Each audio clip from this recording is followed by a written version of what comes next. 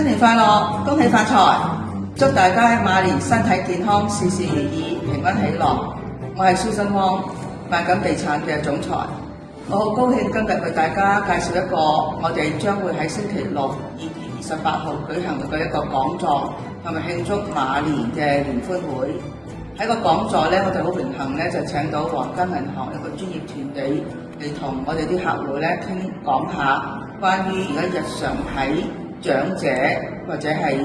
家庭嘅父母常見嗰啲問題，例如長者或者退休人士點樣可以貸款啊，又或者父母點樣可以幫助啲仔女去置業啊，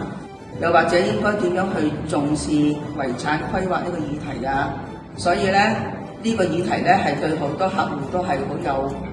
關注嘅。我亦都好榮幸請到我有幾個好朋友嘅客戶係同大家分享下佢哋嘅心路歷程，亦都點樣佢哋為佢哋啲細路點樣可以幫佢哋去置業嘅。請大家睇睇呢個視頻。就係我自己咧就間屋升咗值啦，咁亦都有啲資產喺度，有啲 cash flow 喺度。咁我希望將我自己有多餘嘅錢，就同啲細路幫助下佢哋，買個物業投資，即係幫下佢哋。咁佢哋將來可能就有個資產增值啊，或者有個需要，或者我啲孫亦都有需要入住。即係目前為止就係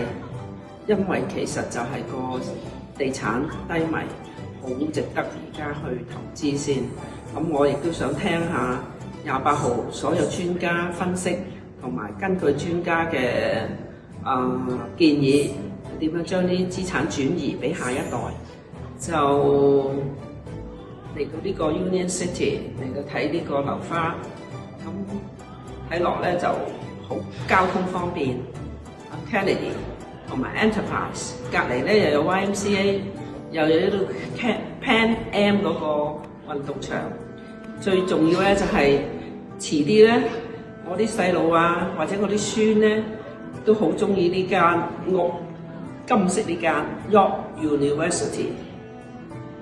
咁我咧就好想趁而家樓市低迷嚟到睇下個樓花，